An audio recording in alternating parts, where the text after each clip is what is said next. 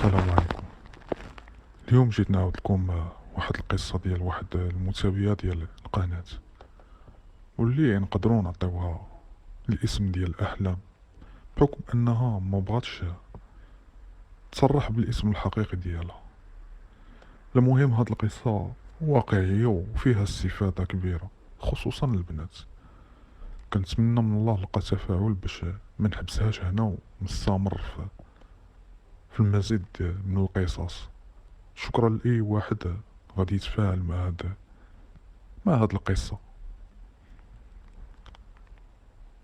نعرفكم بالشخصيات الرئيسية اللي مكونة من الأب والأم والأخ والأخت. حنا غادي نركزو غير على البنت. هادشي علاش غادي كيف ما قلت لكم غادي نسميوها أحلام. كان المشكل وسط هاد العائلة هو أنهم كان واحد التمييز بين الولد والبنت، بمعنى أن اللي طلبها الولد كدار، واللي طلبتها أحلام أو البنت العكس ما كانوش كيديوها في أحلام كتقرا في الجامعة فعمرها 22 عام، بنت مدينة مكناس.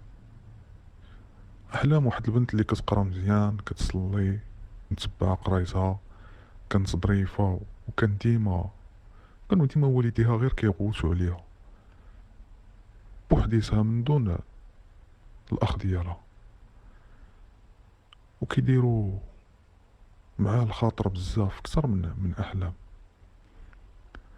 منين كتمشي كتقرا إلا رجعت معطلة غير 5 ديال الدقايق كيشدوها وكيعطيوها راسها، وكتدخل لبيتها تخبى فيه وتبقى تبكي مسكينة. تقهرات، ولات غير منوية وديما خايفة، ما كتجمع مع حتى حد، كتبقى بوحدها من كثرة المشاكل اللي كثروا عليها. ولات كتمشي للبحر وكتغيب باش تنفس شوية وعاد كتمشي للافاك. شحال من واحد حاول يدخل لحياتها ولكن ما عطاتوش فرصة. أحلام كانت ديك البنت اللي ما كانتش من داك النوع اللي كيعجبها بحال هاد العلاقات العابرة. بقات على هاد الحال حتى واحد النهار تعطلت وجات بقات ضربها ماماها. أحلام لحت الصاك ومشات كتجري للطواليت حاشاكم، كتبكي طالقة الماء باش ميسمعوهاش، كتبكي بشوية هي باش ميسمعوهاش وميزيدوش يضربوها. المهم بكات حتى شبعت وغسلت وجهها ومشات لبيتها ونست. وجات في الليل امها وخلعاتها ونوضاتها وجراتها من شعرها، قالت ليها شنو حساب ليك راسك كديري، اللي عجبك كديريه، تنعسي فوق ما بغيتي وتدخلي فوق ما بغيتي. قالت ليها نوضي تقعدي، نوضي غسلي المواعن. نوضاتها كتبكي ومشات أحلام كتغسل المواعن وهي كتبكي وقلبها كيتحرق. ومنين سالات دخلت للطواليت، بقات كتبكي وغسلت وجهها ومشات لبيتها ونعسات. وفي الصباح تاني نيت داكشي اللي كدير، كتنوض كتصلي وكتفطر وكتمشي للبحر وتمشي عند لافاك. أحلام كانت واحد البنت اللي كتقرا على راسها، كما قلت لكم غير كتعطل كتاكل العصا كتر من القياس، وزيد عليها الغواس والسبان. يعني صافي ولات كتجي معطلة، كتدخل كيضربوها، كتمشي كتجري للطواليت كتطلق الماء وتبقى تبكي بشوية. راكم عارفين داك البكا ديال الانين، حتى كتسالي وكتغسل وجهها وكتنوض كتوضا كتصلي وكتكمل نعاسها. بقات على هاد الحال شي سيمانة وهي غير يضربوها تدخل للطواليت تبكي حتى تشبع وتجي خارجة. المهم مع الوقت هداك الجن اللي في الطواليت ولا كيسمع البكا بشوية داك الانين وبغى يعرف شكون.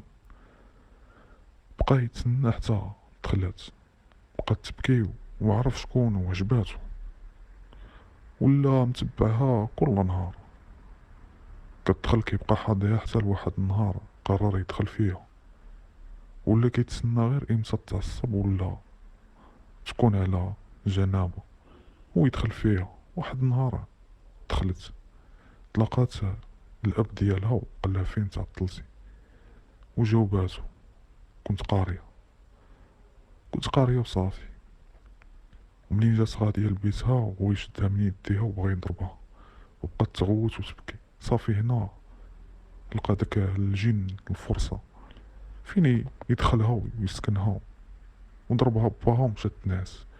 ومن تم وهي ثقيلة مبقات قادة لا تصلي لا دير والو، حتى مقرايتها مبقاتش كتقرا، وداكشي كامل من الجن، ولا باغي غير ينفرد بيها وتبقى ليه غير بوحدو.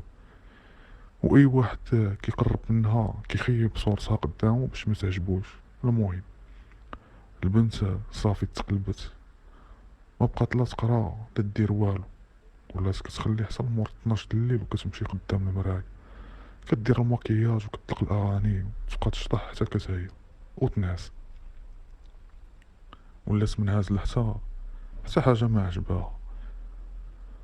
واحد النهار مع الوقت نيت ناضت دارت الماكياج وجهدت للموسيقى وبقات تشطح حتى دخلوا عليها والديها. اش كديري؟ واش ما نعسوش؟ ولقاوها بديك الحاله. الام ديالها مشات طفات الموسيقى وجا الوالد ديالها وضربها وهي تضربو، وهو يضرب وهي تضرب، وتغوت وهما يتخلعوا وسدوا عليها الباب حتى الصبح وعيطوا للاطباء، المرضى النفسيين ولا اطباء المرضى العقليين اولا سميوهم كيف ما بغيتو. داوها السبيطار ديال الحماق وهي مسكينه ما فاهمه والو، وما بغاوش يسمعوها. شهرين وهي في السبيطار ديال الحماق، كل 12 د الليل كتبقى تغوت وتشطح، وفي الصباح كيعطيوها في الدوايات. وداكشي اللي كان باغي داك الجن باش يتفرد بيها وتبقى ليه بوحدو. حتى لواحد النهار جا واحد الطبيب كيدور حتى بانت ليه جالسه في واحد الساحه وما كدير والو غير جالسه، وبنت زوينه ومازال في الشباب ديالها. صافي خونا جاتو في شكل، مشى للاداره وعطاوه الملف ديالها. جا داكشي ماشي عادي وماشي ديال بنت حمقى، ومشى عندها وهضر معاها وعاودات ليه كلش. وهنا طاحت في طبيب اللي واعي شويه، مشى عند واحد الفقيه د الرقيه الشرعيه وقال ليه جيبها ليا.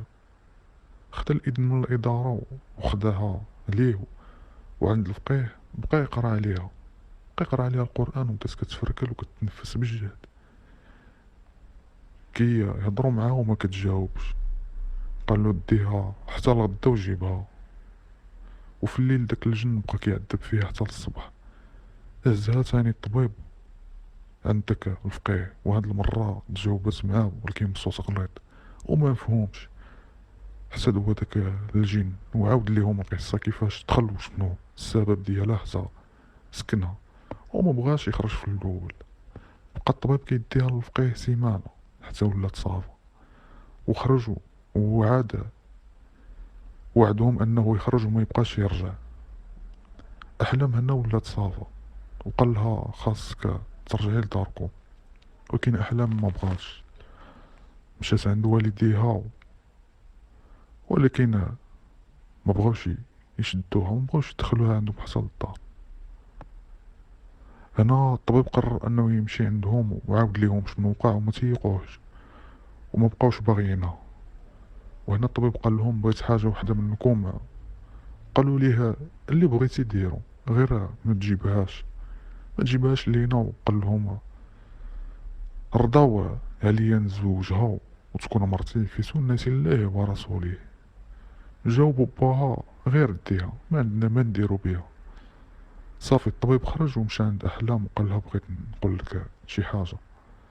وقالت ليه مرحبا قول. وي نقول لها بلي راني طلبت الزواج من والديك ووافقوا، وبغيت الموافقه ديالك الا بغيتي.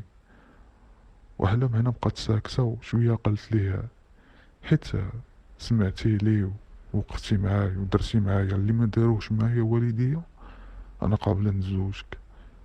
وصافي فرح وتزوجها، وخا هكاك والديها مكانوش حاملينها حتى دازت تقريبا واحد العام.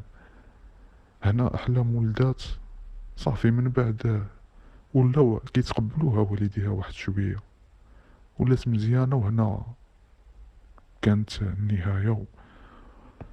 وكنتمنى من اي بنت تبعد من البكا في الطواليت. راكم عارفين بزاف ديال البنات كيبكيو في الطواليت ولا في الظلام، وهاد الجوج عمرك ديرهم، بالاخص في الليل وفي الظلام. بكيتي شعلي الضو، بكي وقراي آية الكرسي وناسي. هنا وصلنا للنهاية ديال هاد القصة. كنتمنى من الله تكون عجباتكم. شكرا للناس اللي غادي يشجعونا باش نستمروا في نشر بزاف ديال القصص، واللي هي قصص واقعية كنتوصل بهم من عند بزاف ديال الأصدقاء. إلا عجبتكم الحلقة ما تنساوش ديروا جيم وتبارطاجيو الحلقة، خصوصا مع البنات، خصوصا ديك البنت اللي كتكون محقورة ومقهورة باش تحضي راسها. نشوفكم في قصة جديدة.